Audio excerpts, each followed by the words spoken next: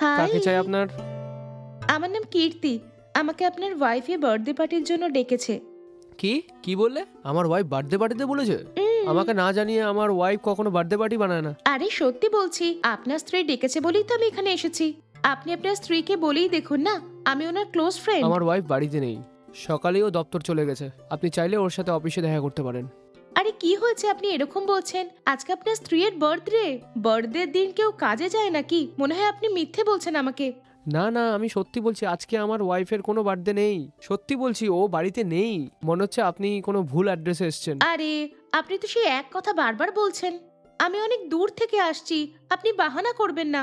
আরে আপনি শুনুন, আমি সত্যি বলছি। আপনার বিশ্বাস না হলে আমি কি করতে পারি? মনে হচ্ছে আপনি ভুল অ্যাড্রেসে চলে এসেছেন। এটা সেই বাড়ি নয়। অ্যাড্রেসটা ঠিক আছে নাকি আপনি একবার চেক তো করে নেন। ওকে, আপনার স্ত্রীর নাম স্বপ্না না? হ্যাঁ ম্যাডাম, হ্যাঁ আমার ওয়াইফের নাম স্বপ্নাই আছে। তাহলে তো আমি একদম ঠিক অ্যাড্রেসে এসেছি। সেই মতোই আজকে আপনার স্ত্রীর বার্থডে পার্টি আছে। এটা কি? আমি এতটা বললাম, আপনি বারবার ওটাই বলছেন। মনে হয় আপনি একটু কনফিউজড। ঠিক আছে, আপনি একটু রাস্তা তো দিন। ঘরে আসা অতিথিকে কেউ বাইরেই দাঁড়িয়ে কথা বলে নাকি? কেমন মানুষ তুমি? আরে কোথায় যাচ্ছে? এটা কোথাকার ইনসাফ? কে আপনি? কোথা থেকে এসেছেন? কিছু জানি না, আপনি হঠাৎ করে ঘরের মধ্যে ঢুকে গেলেন। আরে আপনি কথা বুঝতে পারেন না নাকি? আমি আপনার স্ত্রীর ক্লোজ ফ্রেন্ড। ওকে, আপনি ভেতরে ঘরে বসে আমাকে মিথ্যা কথা বলছেন না? দেখুন, আপনি বারবার ওই একই কথা বলবেন না। যদি এরকম কোনো পার্টি থাকে তাহলে ও অবশ্যই আমাকে বলতো। যদি এই ব্যাপার, তো সত্যিই স্বপ্ন এখানে নেই নাকি? দাঁড়ান, আপনি, আমি নিজে ওকে ফোন করে বলছি। আরে এক মিনিট, আপনি আমার আপনি চুপ কথাটা তো করেন। শুনুন। এরকম করতে থাকলে আপনি মাথায় উঠে বসবেন। হ্যালো। হ্যালো স্বপ্না, তোমার কোনো বন্ধু এসেছে, তুমি কথা বলো ওর সাথে। হ্যাঁ দাও। হুম। হ্যালো।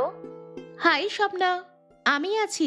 তোমার ছোটবেলার বন্ধু কীর্তি। কি হয়েছে ইয়ার তোমার? বার্থডের দিনে অফিস গেছো? কি বললে? আজকে আমার বার্থডে? ওসব ছাড়ুন, আপনি কে? আরে আমি আছি, কীর্তি। এতেই ভুলে গেলে আমাকে? ক্ষমা করবেন, আমার কীর্তি নামের কোনো বন্ধু নেই। আচ্ছা, তোমার নাম স্বপ্নাই না? হ্যাঁ জি, আমার নাম তো স্বপ্নাই। আমরা দুজন ফার্স্ট স্ট্যান্ডার্ড থেকে 5th পর্যন্ত একসাথেই তো পড়েছি, ভুলে গেছো তুমি? এই দেখুন, আমি ডিগ্রি পর্যন্ত ফরেনেই পড়েছি। আপনি কে আমি বুঝতেই পারছি না। এই ব্যাপার, তাহলে কি আমি ভুল ঠিকানায় চলে এসেছি? আরে বাপরে, সরি ইয়ার। ঠিক আছে, কোনো ব্যাপার না। হ্যালো, আমি এখনই ওনাকে এটাই বোঝাচ্ছিলাম। শুনবে তারপর না? হ্যাঁ শোনো, ও চলে গেছে কি? হ্যাঁ, ও চলে গেল। ডাকবো কি? আরে তুমিও না, প্রথমে গিয়ে দরজাটা বন্ধ করো। লক করেছো কি? হ্যাঁ, লক করেছি। হ্যাঁ শোনো, কোনো অচেনা মানুষ বাড়ি এলে বাইরে থেকেই তার সঙ্গে কথা বলে তাকে পাঠিয়ে দিও। কেন ভেতরে ডাকো তুমি? আজকাল কাউকেই বিশ্বাস করা যায় না। প্ল্যান করে চুরি করে। তুমি সাবধানে থেকো। ঠিক আছে, আমি দেখে নেব।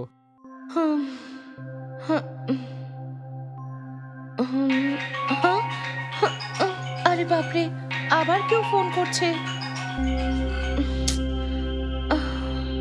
এবার কি করব আমি? বারবার ফোন আসছে। যদি কেউ পরিচিত করছে তো কি করব? ধরবো কি না?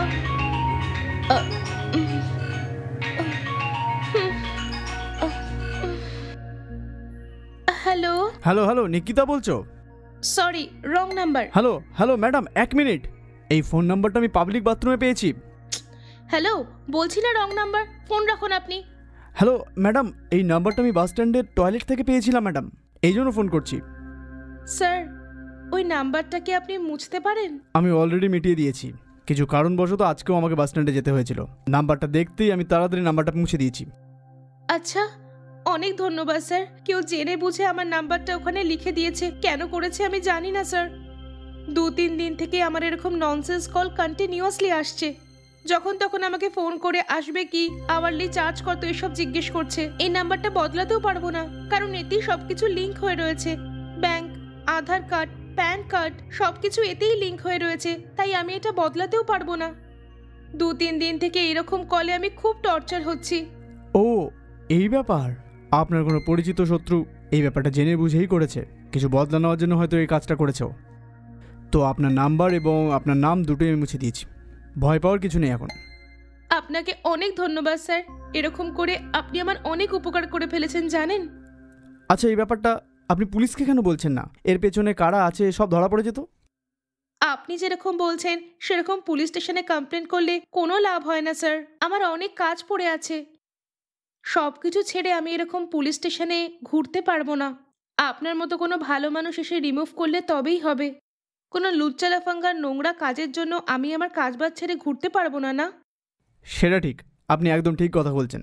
আপনি এ ব্যাপারে একদম চিন্তা করবেন না। আমি ওই নাম্বারটা একেবারে মুছে দিয়ে এসেছি। একদম ঠিক। আপনাকে অনেক ধন্যবাদ স্যার। It's all right. ঠিক আছে, আমি ফোন রাখছি তাহলে। হুম, থ্যাংক গড।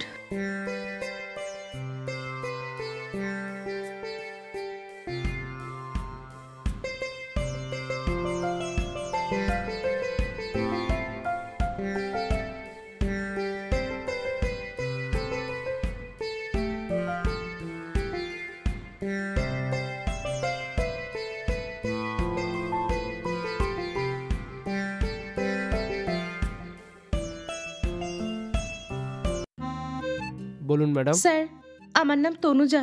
হুম, কিছুক্ষণ আগে সার্টিফিকেটের জন্য কল করেছিলাম না? হ্যাঁ ভালো কথা। কোন সার্টিফিকেট? অনেক লোকই আমাকে ফোন করে এরকম সার্টিফিকেটের ব্যাপারেই কথা বলছে। তোমার কোন সার্টিফিকেট লাগবে? আমার স্বামীর ডেথ সার্টিফিকেট স্যার। আমার স্বামী যে কাজ করতো সেটা আমি এখন পাবো স্যার। যদি আপনি তাড়াতাড়ি সেই সার্টিফিকেটটা দেন তো আমার হেল্প হবে স্যার। দেরি না করে ওই সার্টিফিকেটটা আমাকে যদি তাড়াতাড়ি দিয়ে দেন তো আমার অনেক উপকার হবে স্যার, প্লিজ। ঠিক আছে, আমাকে বললেন তো এবার, আমি অবশ্যই রেডি করে দেবো। Thank you sir. একটু এই ফর্মটা ফিল আপ করে দেবেন। হুম,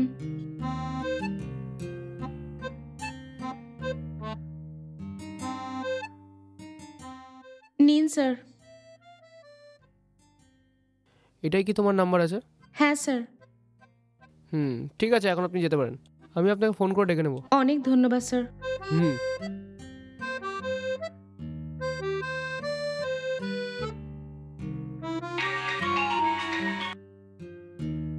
হ্যালো, হ্যাঁ কে?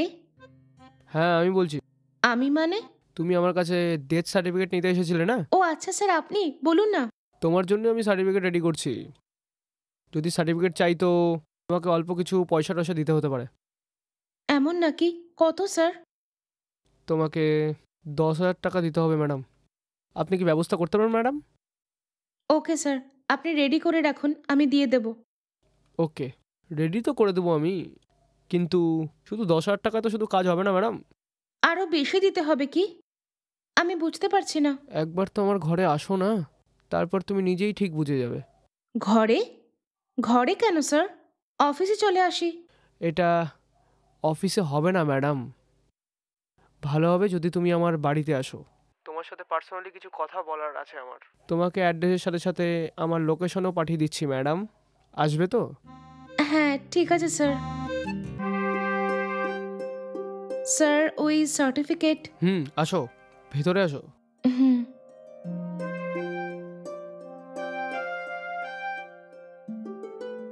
আসো, বসে কথা বলছি। হুম। তুমি বসো, আমি তোমার জন্য কফি নিয়ে আসছি। আরে না, কফির কোনো দরকার নেই স্যার। আরে তুমি বসো না, আমি এখনই আনছি। Okay sir.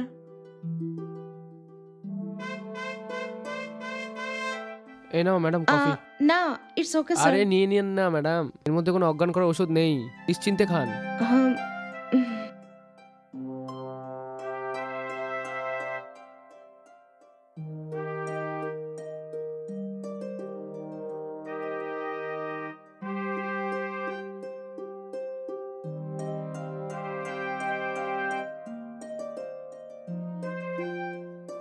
আমি তোমাকে এখানে কেন ডেকেছি তুমি কি জানো? কেন স্যার? যদি তুমি আমার বিছানার সঙ্গী হও তাহলে তাড়াতাড়ি সার্টিফিকেট করে দেবো আমি। যদি তুমি আমাকে আনন্দ দিতে পারো না, তোমাকে তাহলে একটা ফুটি 20 টাকা দিতে হবে না। খুশি তো এবার? এটা আপনি কি কথা বলছেন স্যার? যদি তোমার ওকে আছে তো বলো, তাহলে আমার কোনো প্রবলেম নেই। দেখো, এই সার্টিফিকেটটা পাওয়ার জন্য অনেক বছরও লেগে যেতে পারে, সেটাকে তুমি জানো কি? যদি তুমি হ্যাঁ করে দাও তাহলে কিছুক্ষণ পরেই সার্টিফিকেট তোমার হাতে। স্যার, ওই দিন আপনার কথা শুনে আমি ভাবলাম আপনি খুব ভালো মানুষ। আমার স্বামী মারা যাবার পর সেই দুঃখ থেকে আমি এখনো বেরোতে পারিনি, আর আপনি এইভাবে কথা বলছেন। যদি আপনার আত্মীয়দের মধ্যে এরকম কিছু হয়ে যেত তো আপনি এইভাবেই বলতেন কি? ওকে ম্যাডাম, যদি তোমার ইচ্ছা না থাকে তাহলে ছাড়ো না। এমন ব্যবহার আপনি কারোর সঙ্গে করবেন না স্যার। একলা মেয়ে দেখে আপনাদের মাথা কি খারাপ হয়ে যায় স্যার? আমার মনে কতটা দুঃখ আছে বাইরে কেউ বুঝতে পারে না স্যার। মেয়ে হলে তো তার শরীরটাই সবাই দেখে, তার মনের হাল কেমন হয় সেটা কেউ খবর রাখে না। খুব খারাপ স্যার, শুধু আপনিই নন, এখানে অনেক পুরুষ মানুষের চিন্তাভাবনা এরকমই। তো আমি আসছি স্যার, দেরি হলেও কোনো সমস্যা নেই, আপনি যা টাকা চাইবেন আমি দিয়ে দেব, শুধু আমার সার্টিফিকেটটা দিয়ে দিন। আসছি স্যার।